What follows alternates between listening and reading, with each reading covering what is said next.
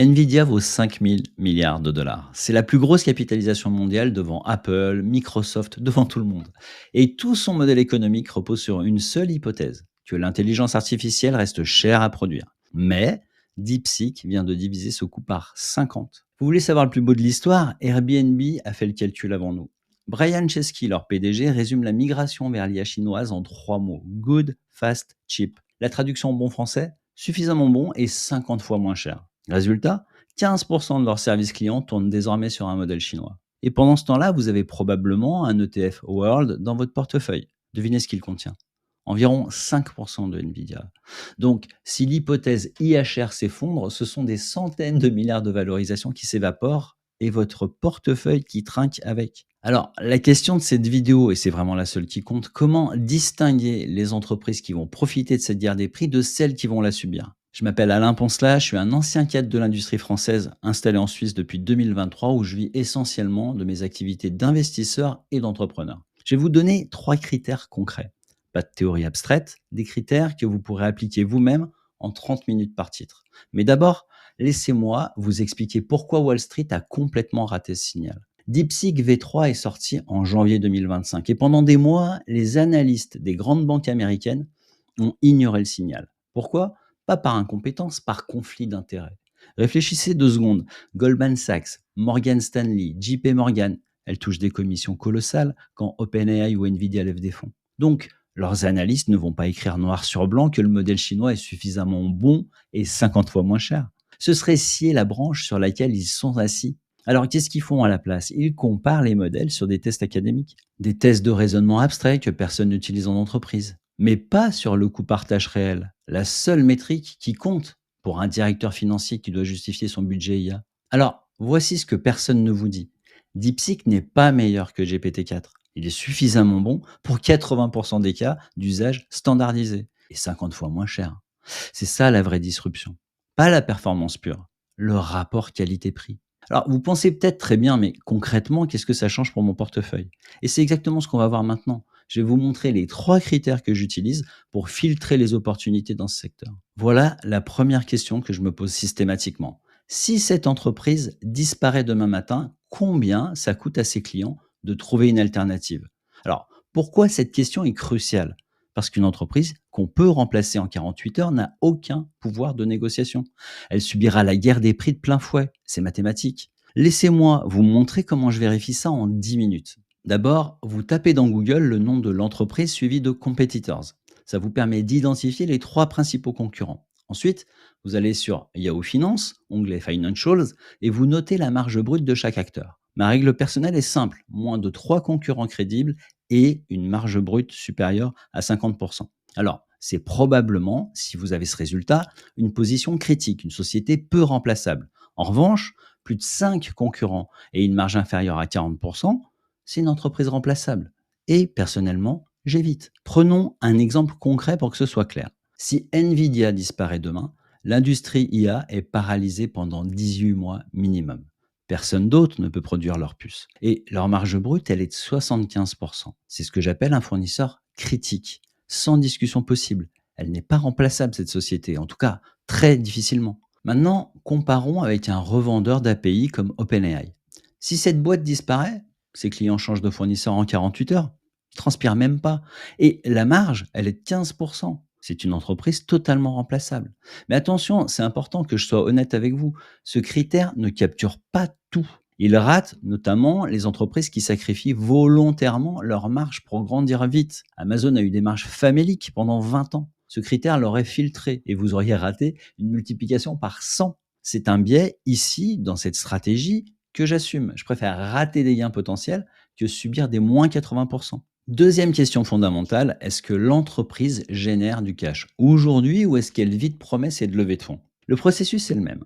5 minutes sur Yahoo Finance. Vous allez dans l'onglet Cash Flow, ligne Free Cash Flow et vous vérifiez les 4 derniers trimestres. Ensuite, vous faites un calcul simple. Vous divisez le cash disponible par les pertes trimestrielles. Ça vous dit combien de trimestres l'entreprise peut survivre sans lever de nouveaux fonds.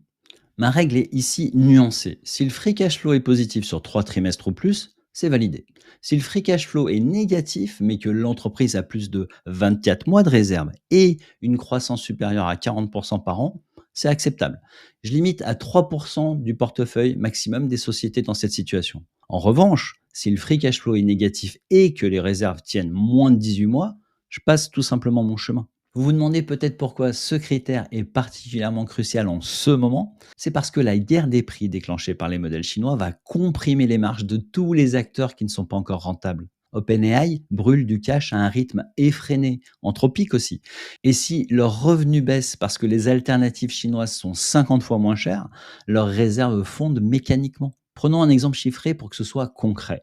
Vous investissez 10 000 euros dans une entreprise qui perd 50 millions par trimestre avec 400 millions en caisse. Elle tient 8 trimestres, soit 2 ans. C'est acceptable.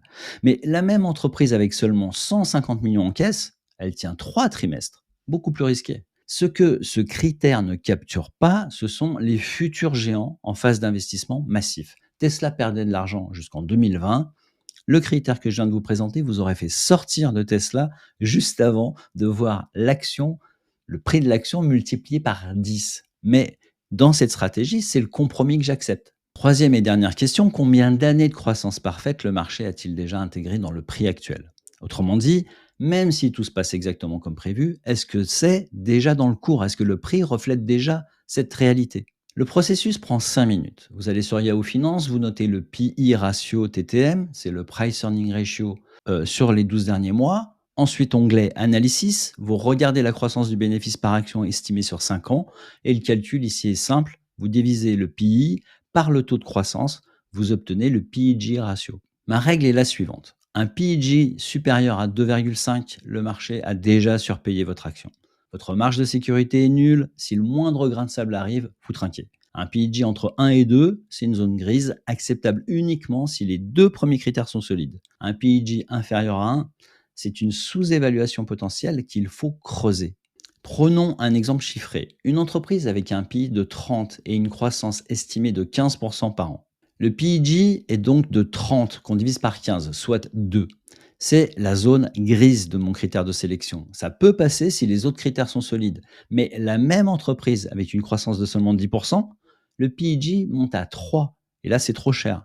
Personnellement, j'évite. Je vais être transparent avec vous. Le PEG est un outil des années 80. Tout le monde le connaît. Son utilité ne vient pas de sa sophistication, elle vient de la discipline qu'il impose.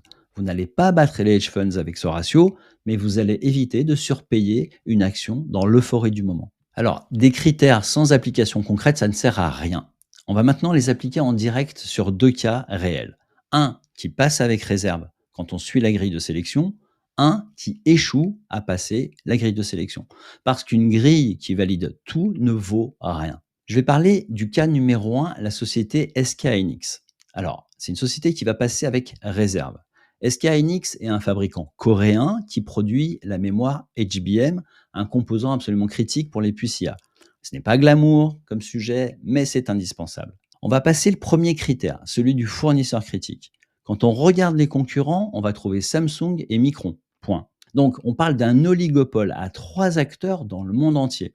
Et leur marge brute tourne autour de 52%. Donc, mon verdict, validé sans discussion, c'est une position critique des sociétés, une société très difficilement remplaçable. Pour le deuxième critère, celui du cash, leur free cash flow dépasse 8 milliards de dollars cumulés sur les 4 derniers trimestres. Ils génèrent du cash, beaucoup de cash.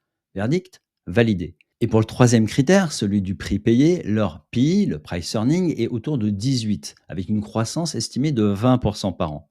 Ça nous donne un PEG de 0,9, en dessous de 1. Verdict, validé également. 3 critères sur 3 validés. Alors, pourquoi est-ce que je vous dis avec réserve? C'est parce qu'il y a un signal d'alerte que les ratios financiers utilisés jusque-là ne capturent pas. 42% du chiffre d'affaires de la société provient de Chine. Et personnellement, mon seuil de confort personnel, c'est 30% maximum d'exposition sur un bloc géopolitique. Au-delà, le risque de restriction d'export, comme Nvidia l'a déjà subi, devient significatif. Ma conclusion sur SK Hynix, 3 sur 3 validés, mais risque géographique à surveiller. C'est un titre acceptable, mais à dimensionner en conséquence dans un portefeuille. Pas plus de 3-4%. Maintenant, le cas numéro 2, la société C3.ai.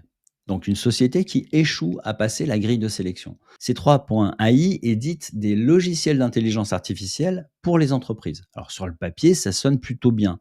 Dans la réalité, c'est une autre histoire. Pour le premier critère, celui du fournisseur critique, quand on regarde les concurrents, on a Palantir, Databricks, AWS, Google, Microsoft. On voit tout de suite le problème. Le marché est complètement fragmenté avec des dizaines d'alternatives crédibles. Et la marge brute de la société, C3.ai, est de 59%. C'est pas exceptionnel pour du logiciel. Donc, verdict, échec. L'entreprise est hautement remplaçable. Pour le deuxième critère, celui du cash, leur free cash flow est négatif depuis 8 trimestres consécutifs. Avec leur trésorerie actuelle, ils tiennent environ 18 mois sans lever de nouveaux fonds. C'est trop juste. Verdict, échec. Et pour le troisième critère, celui du prix payé, le price earning est négatif puisqu'ils perdent de l'argent. Si on regarde le ratio prix sur chiffre d'affaires, on est autour de 8. Pour une société non rentable et remplaçable, c'est cher payé. Verdict, échec. Ma conclusion sur ces 3 points AI, 0 sur 3. La guerre des prix déclenchée par les modèles chinois va écraser ce type d'acteurs en premier. Leurs clients vont migrer vers des solutions moins chères, donc une société à éviter. Alors, je serais malhonnête si je vous vendais une grille magique. Alors, laissez-moi vous partager les limites de l'approche que je viens de vous présenter. Première limite, c'est un biais value assumé. Cette grille favorise les entreprises déjà rentables avec des positions établies.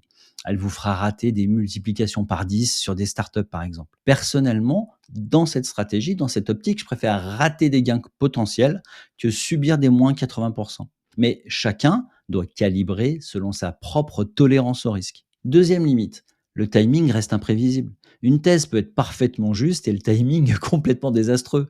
SKNX peut très bien baisser de 40% avant de monter de 200%. Comment est-ce que je gère ça? Par un dimensionnement strict. Jamais plus de 5% du portefeuille sur un titre individuel. Et si un titre perd 25% depuis mon point d'entrée, je réévalue la thèse. Pas de vente automatique, mais une revue obligatoire. Troisième limite, le risque réglementaire est binaire. Une interdiction d'export ou une sanction peut détruire 50% de la valeur du jour au lendemain. Aucun ratio financier ne prédit ça. Alors, comment je gère ce genre de situation? Je surveille les auditions du Congrès américain sur C-SPAN. C'est gratuit et public. Et les signaux sont souvent là avant les annonces officielles. Concrètement, comment appliquer tout ça selon votre situation? Première option, vous ne voulez pas y toucher. Ça ne vous intéresse pas ce type d'approche. Votre ETF World vous expose déjà à environ 5% de Nvidia et 15% aux géants de la tech. Vous êtes dans le train sans effort de suivi, que vous le vouliez ou non. L'action à prendre ici, vérifiez simplement votre concentration réelle via un outil comme Morningstar X-Ray. C'est gratuit. Vous tapez le nom de votre ETF et vous voyez les positions sous-jacentes. C'est une approche parfaitement défendable. Vous captez la tendance sans effort de suivi. Deuxième option, vous voulez plus d'exposition mais sans sélectionner des titres individuels. Le problème du stock picking, c'est qu'il implique du suivi, du rééquilibrage, des décisions de timing et surtout un risque de concentration si vous n'avez que 3 ou 4 lignes. L'alternative, c'est de passer par un ETF sectoriel. L'idée ici, c'est de couvrir deux maillons de la chaîne de valeur. D'un côté, l'infrastructure, les fabricants de puces, la partie pelles et pioches de la ruée vers l'or. De l'autre, le déploiement, les entreprises qui intègrent l'IA dans leurs produits et services. Deux ETF, deux expositions complémentaires, moins de suivi et une diversification intégrée. Troisième option, vous voulez vraiment faire du stock picking, donc choisir des actions individuelles. Vous appliquez rigoureusement les trois critères. Et vous avez le processus complet que je viens de vous présenter. Mais soyez lucide, si votre portefeuille total fait moins de 50 000 euros, le temps passé à analyser des titres individuels n'est probablement pas rentable par rapport à un ETF bien choisi. Votre avantage à ce niveau de capital, c'est votre taux d'épargne, pas votre sélection de titres. Ce que je vous ai donné aujourd'hui, une grille en 3 critères pour filtrer les opportunités dans le secteur AI et semi-conducteurs. Un processus réplicable en 30 minutes par titre, 2 cas concrets avec l'analyse complète et surtout les limites honnêtes de cette approche. La réponse à notre question de départ, les entreprises qui vont profiter de la guerre des prix sont les fournisseurs critiques déjà rentables à valorisation raisonnable. Les autres vont subir la guerre des prix. C'est aussi simple que ça. Vous pouvez appliquer tout ça vous-même. Yahoo Finance est gratuit et 30 minutes par titre suffisent. Si vous voulez aller plus loin, j'ai préparé une formation gratuite de 7 jours. Un email par jour avec des astuces pratiques pour viser 10% de rendement annuel. J'investis mon propre argent dans ces stratégies et je n'ai aucun lien d'affiliation avec les produits que je mentionne. Le lien est en description. Et pour ceux qui se disent c'est trop complexe, je veux d'abord un portefeuille simple et défensif, j'ai fait une vidéo sur la structure de base que j'utilise comme fondation. Elle devrait apparaître ici. À très vite.